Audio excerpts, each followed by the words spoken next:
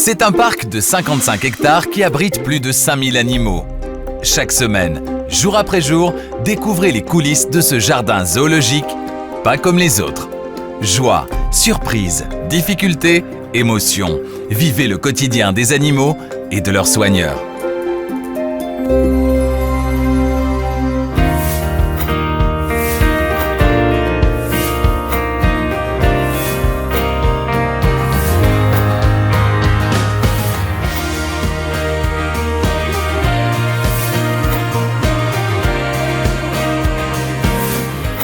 C'est le moment tant attendu au parc. Les pandas sont en période de reproduction, un événement qui n'a lieu qu'une fois par an.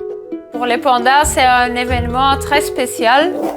Un fourmilier géant, un couple de tapirs. Suivez David dans sa tournée matinale. Nouveau défi pour Alison, Rudy la coach pour le training des otaries. Je suis toujours un petit peu anxieuse parce que c'est quelque chose de nouveau. Donc je suis vraiment en apprentissage. Enfin, Kiki aura bientôt un nouveau compagnon, un certain Balthazar. Ce lundi, le parc est sur le qui-vive. Les deux pandas Hao Hao et Xinghui rentrent en période de fécondité. Le panda est un animal très solitaire. Hao Hao et Xinghui vivent séparément et entrent en contact seulement pour se reproduire.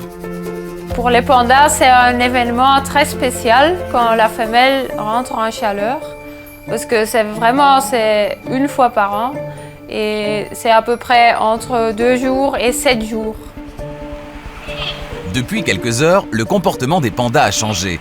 Ils essaient de se rapprocher, de se sentir, de se voir. Xinghui, le mâle, montre clairement des signes d'intérêt et tente de se faire remarquer par la belle Hao Hao. C'est toujours le mâle qui va commencer à se comporter différemment. Ils vont commencer à jouer plus avec de l'eau, marcher beaucoup plus que d'habitude. Et on voit qu'ils cherchent du contact l'un avec l'autre. Tania est à l'affût. La soigneuse surveille ses protégés. C'est que cette période est très délicate. J'ai déjà été très souvent ici. Et à la maison aussi, je regarde beaucoup plus les caméras. Comme ça, la nuit aussi, je regarde un peu s'il y a des changements. Il faut gérer cette période d'accouplement qui n'a lieu qu'une fois par an, ce qui explique aussi que les pandas soient en voie d'extinction. L'intérêt de Hao Hao et Xinghui est un bon signe pour toute l'équipe. On était un peu surpris parce que les pandas, ils sont encore assez jeunes. Ils ont tous les deux 5 ans et demi maintenant. Mais la maturité sexuelle chez des mâles, c'est plus vers 6 ans, ça peut être 7 ans aussi. Alors on était très surpris que Xinghui était déjà fort intéressé pour Hao Hao. Afin de permettre à Xinghui de repérer les lieux, les soigneurs décident de lui faire découvrir la grotte dans laquelle vit Hao Hao.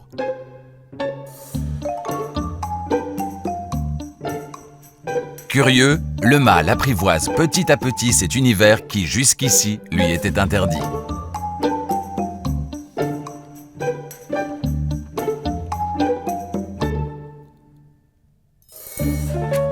Il sent les odeurs et n'hésite pas à y répandre aussi les siennes. Cela fait partie du processus extrêmement délicat que Tania doit respecter.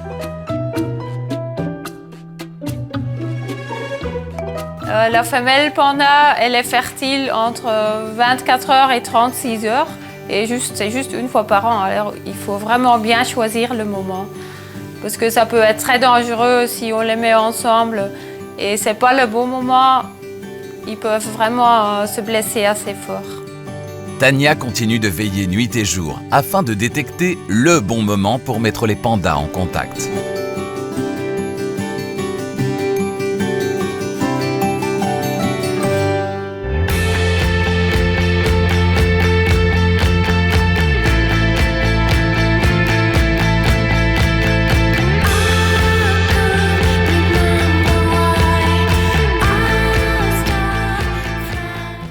Nouvelle étape ce mardi dans la routine matinale de David avec la visite d'Eusebio, un fourmilier géant qui vient tout juste d'arriver au parc. Bonjour Eusebio. Alors, bien dormi mon loup? Bien dormi? Alors, tu vas manger? Qu'est-ce que tu vas préférer aujourd'hui? Le yogourt. faut lui laisser un peu de temps d'adaptation. Tout doucement, on apprend à le connaître, on apprend à le toucher quand c'est possible, à avoir une confiance entre l'animal et le soigneur. On voit qu'il a bien dormi. Ah oui, c'est bio. C'est un très grand challenge pour un parc animalier d'avoir un fourmilier géant ou un tamanoir, car c'est quand même pas facile à élever. Mais ici, depuis son arrivée, le premier jour a été fort calme, il a dormi. Mais dès le deuxième jour, il a commencé à manger. Donc il s'est vraiment bien acclimaté, on est vraiment content du résultat. Pour le moment, tout va bien en tout cas, tout va bien. Après avoir nourri le fourmilier géant, j'ai été voir les tapirs, Carlos et Dolores. Bien dormi aujourd'hui, Loulou?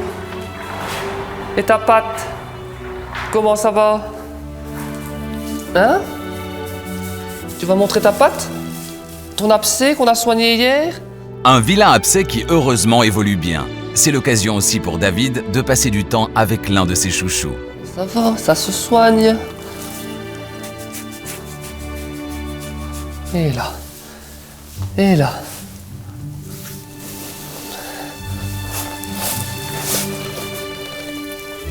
Ah ouais, c'est bien.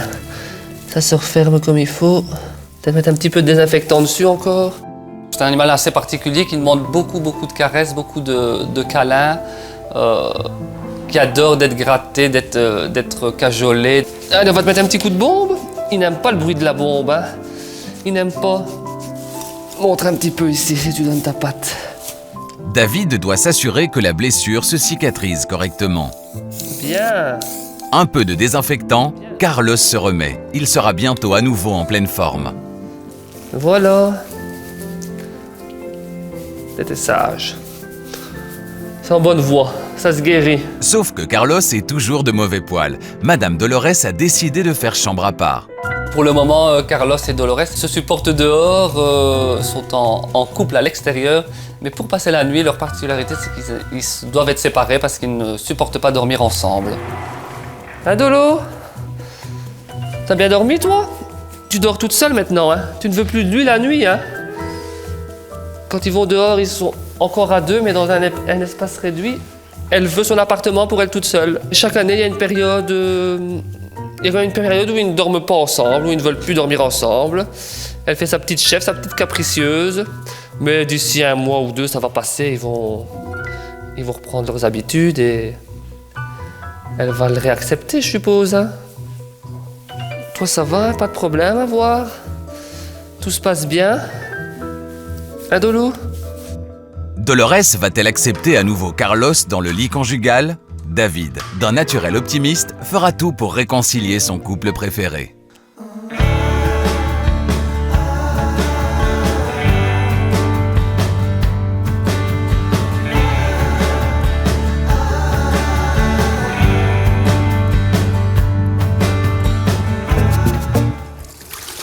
Changement de job pour Alison. Après les girafes, la soigneuse se lance un nouveau défi avec les otaries. Peggy et ses copines ne sont pourtant pas toujours faciles à entraîner. Alison est chapeautée par Rudy, le pro des otaries. Pour les otaries ce matin, on fait les 3 petites en premier. Tu prends Spirit et Robbie, tu rentres dans le petit bassin, tu les prends en face de toi. On communique bien, c'est important. Tu peux utiliser le bridge et moi je prends pas de bridge.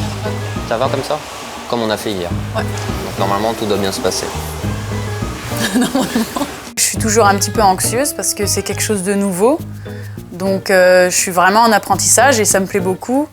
Et toujours un petit peu stressée avant la séance. Le chouchoun.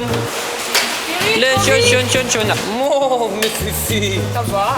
Mes fifi. Tu les trouves victimes? Voilà, c'est bien. Dès que ça arrive à l'eau, c'est cool. Demandez-la. Allez, la marionnette.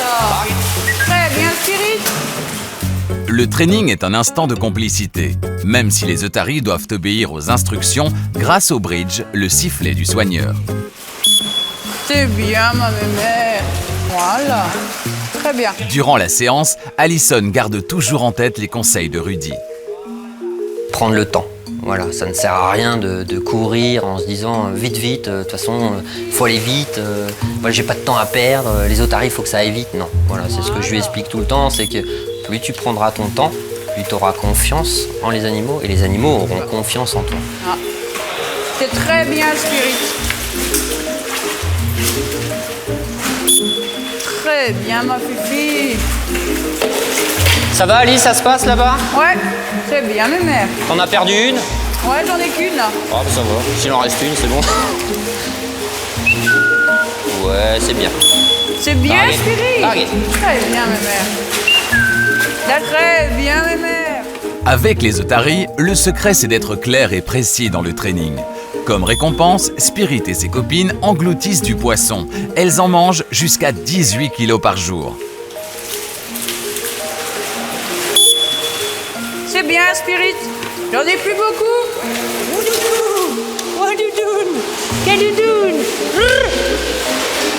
Bien le fifi. Ce qui me plaît tant dans ces animaux, c'est que c'est des animaux intelligents, curieux et qui sont facilement intéressés par ce qu'on leur propose.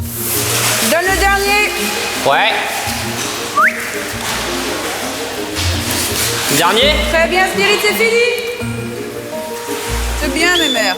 C'est fini. Y'a plus. C'est très bien. Oh, c'est bien les nénettes.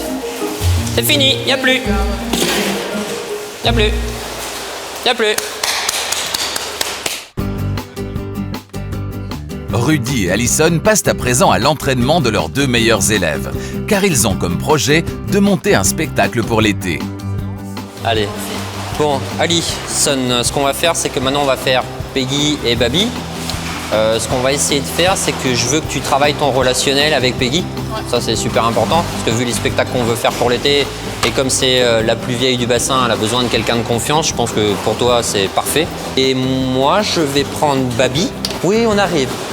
Et du coup, on fait ça, là, les championnes du monde. Notre projet est de présenter les otaries sous un œil complètement nouveau pour la saison. Et ce qu'on a envie de présenter, justement, c'est les capacités physiques de nos animaux, les capacités aussi intellectuelles. Ça va, Peggy? Peggy, trainer. C'est bon, tu l'as? Ouais. Super. Le compte à rebours est lancé. Il ne reste que quelques semaines de préparation. Pour Alison, le plus important est de se faire respecter. C'est bien. Là, en place. Peggy, target. Peggy, target. C'est bien ça, Peggy. Très bien. Très bien, On y Peggy. va. Down. Enter. C'est bien ça. Peggy, target. Ok, c'est bien, ma fifi. C'est bien, Peggy. Oh, Très bien ça. C'est bien, Nénette. Target. Peg. Très bien. Ok. Peggy. Peg. Comme la Nini. Voilà. C'est bien, Peggy. Oui. Elles sont plus malignes que moi, donc c'est pour ça qu'il ne faut pas tomber dans une routine avec elles. Et c'est vrai que c'est une partie de notre métier qui est super intéressante, le training, parce qu'il ne faut pas rester dans une routine et il faut toujours trouver des choses différentes tous les jours pour justement éviter de se faire piéger par une otarie qui est un peu plus maligne que vous. Et elles sont pratiquement toutes aussi malignes que nous, donc... Down. Allez, tu viens. Oui, c'est bien, Nénette. C'est bien. Voilà, c'est bien ma foufée. Oui, c'est bien ma nénette. Didou, didou, didou. Hein? Cache. Ouais, Baby, fais pas tout le répertoire. Commande. Après l'effort, la douche, c'est l'heure de la récré. Alison et ses otaries ont bien travaillé et profitent d'un moment de détente ensemble. Rudy fait le point sur la séance du matin. Donc c'est important de varier ce qu'on fait avec les animaux. Faut pas que tu oublies que quand tu fais du training, les animaux te connaissent mieux que toi tu les connais. Ouais. Parce qu'ils t'observent beaucoup mieux que nous on les observe. Ce matin, je trouve que la séance s'est plutôt bien déroulée et on sent qu'elle commence à me connaître et qu'il commence à y avoir un lien entre nous en fait. C'est fini. Bravo. Très bien les filles. Oui.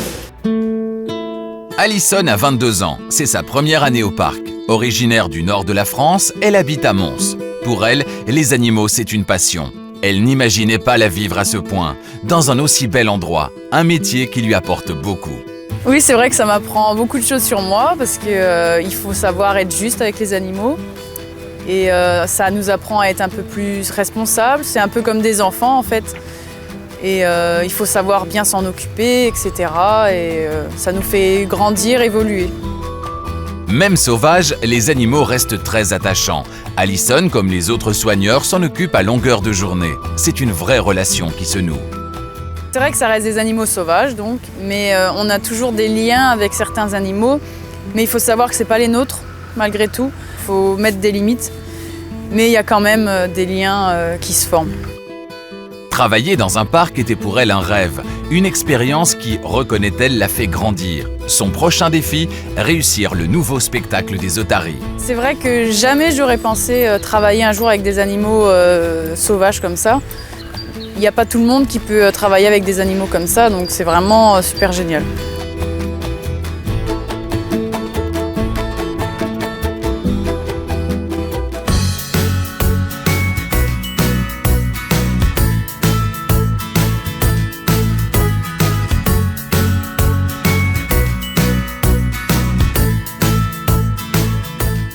Souvenez-vous, la semaine dernière, le comportement de Kiki avait changé suite à la perte de Charlie, son compagnon. Mais une lueur d'espoir se dessine à l'horizon. Voici Balthazar. Il vient d'arriver au parc et a été placé en quarantaine. Un animal est mis en quarantaine pour surveiller d'abord son état de santé, s'il arrive en bonne santé.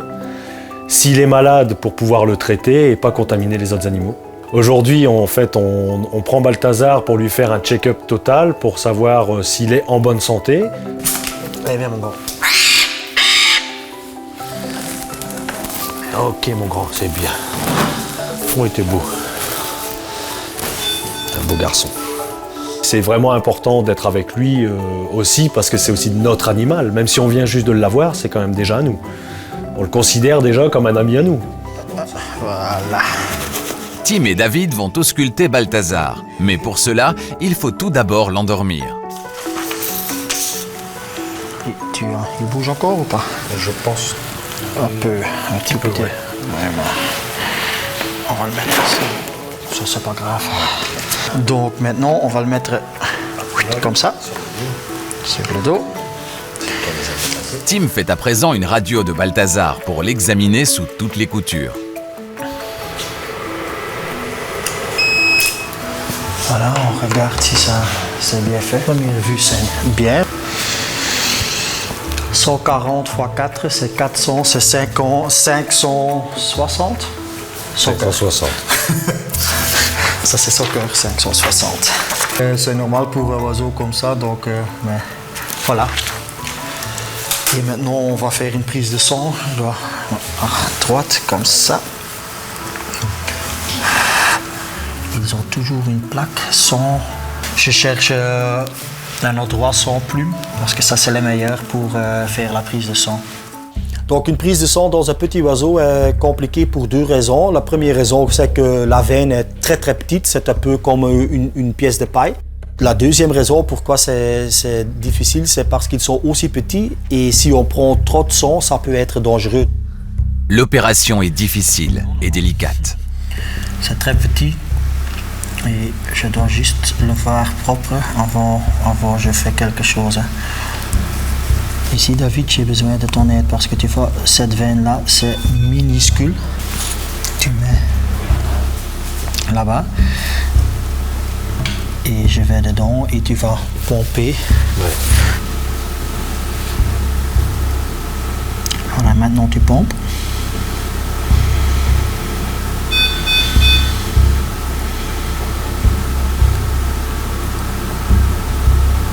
Tu le mets ici parce que ça c'est assez pour faire une hématologie. Ouais. Parfait. Juste ça, on va le réveiller. Voilà, c'est fait. Il va se réveiller. Il va plus m'aimer. Bon, il a pas vu, hein, il a pas vu. Pas de souci. On doit le surveiller le temps du réveil pour éviter que dans sa cage, il se blesse. Donc, tout le temps qu'il se réveille, je suis avec lui. Oh, ça y est, oui, il commence déjà. Oui. Voilà. Voilà, Balthazar. Hein? C'est fait. T'as été sage. Encore quelques semaines d'attente et tu rencontreras Madame, ouais.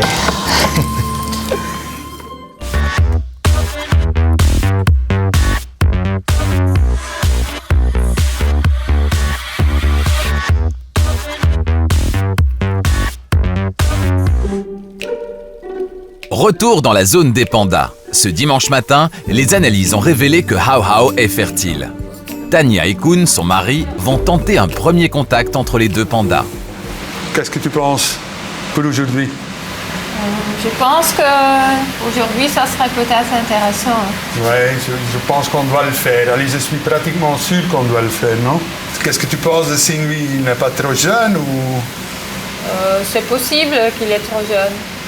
Mais c'est toujours bien de voir une fois comment il va réagir, même si on ne va pas les mettre ensemble. Ils peuvent seulement se toucher un peu. C'est un bon exercice. Il n'y a pas de risque. Non, ouais. Alors je pense que c'est intéressant de voir son comportement. Croiser les doigts. On a vu le matin qu'ils étaient très intéressés l'un par l'autre. C'est pour ça qu'on a décidé qu'on va essayer de les mettre l'un à côté de l'autre. C'est une opération très délicate, la première mise en contact des deux pandas. Pour ne pas les perturber, seule Tania, leur soigneuse, est autorisée à être présente et à filmer la scène. Hao Hao, elle s'est mise devant les barreaux et quand Xingui est rentré à son aise, elle a commencé à faire les cris. Ça, c'était un comportement qu'on n'avait pas encore vu ou entendu. La grille est là pour les protéger. Mais si cela se passe bien, Tania peut toujours l'ouvrir afin de réunir les deux animaux. Ces images sont exceptionnelles. Ce sont les tout premiers instants d'intimité. Les deux pandas se sentent. Quelques cris et un premier contact.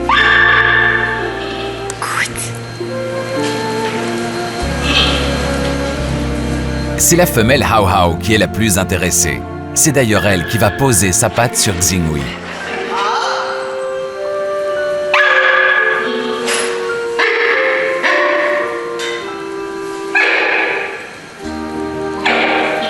Elle a tout de suite mis sa patte sur son derrière. Et lui, il était un peu surpris. On voyait qu'il ne savait pas très bien qu'est-ce qui se passait. Alors il est parti, mais vraiment très très calme. Un tout premier contact encourageant, même s'il ne donnera rien de plus aujourd'hui.